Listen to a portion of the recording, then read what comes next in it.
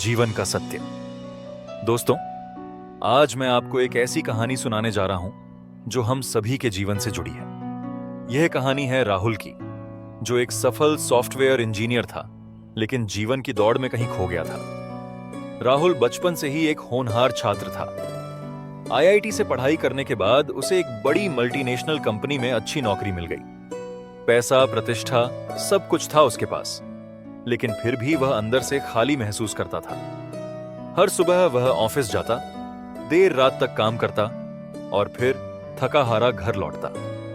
उसके पास अपने लिए, अपने परिवार के लिए समय नहीं था।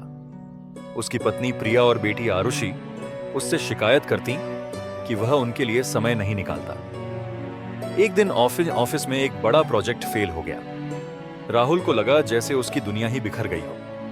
उसे डर था कि उसकी नौकरी चली जाएगी। वह डिप्रेशन में चला गया। इसी दौरान उसके पड़ोस में एक नए परिवार ने शिफ्ट किया।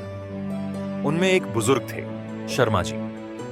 वे सेवानिवृत्त प्रोफेसर थे और गीता के गहरे अध्येता थे। एक शाम जब राहुल अपने बालकनी में उदास बैठा था, शर्मा जी ने उससे बात की।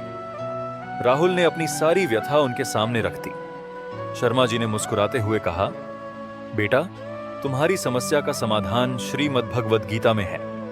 गीता में भगवान कृष्ण कहते हैं, कर्मण्येवाधिकारस्ते मां फलेषु कदाचन।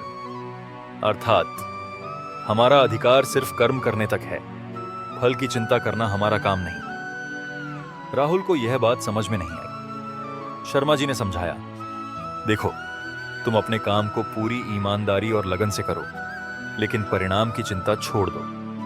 परिणाम की चिंता ही तनाव का कारण है।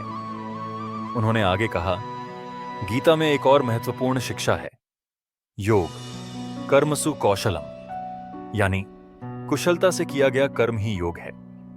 तुम अपने काम को कुशलता से करो, लेकिन उसे अपनी पहचान मत बना लो। धीरे धीरे राहुल ने गीता के सिद्धांतों को अपने जीवन में उतारना शुरू किया। वह सुबह जल्दी उठकर योग और ध्यान करने लगा। ऑफिस में वह पहले की तरह ही मेहनत करता, लेकिन अब तनाव नहीं लेता। शाम को वह समय पर घर लौटता और परिवार के साथ समय बिताता। आश्चर्यजनक रूप से उसके काम का प्रदर्शन और बेहतर हो गया। उसके बॉस ने उसकी शांत और संतुलित कार्यशैली की तारीफ की। घर पर भी खुशियां लौट आईं। एक दिन प्रिया ने कहा, आजकल तुम बिल्कुल बदल गए हो, पहले जैसी चिड़चिड़ाहट नहीं रही। राहुल ने मुस्कुराकर कहा, यह गीता का चमत्कार है। गीता की एक और शिक्षा ने राहुल को गहराई से प्रभावित किया, स्थित प्रज्ञ, यानी सफलता और असफलता में समान भाव रखना। अब वह हर स्थिति को संतुलित दृष्टिकोण से देखता।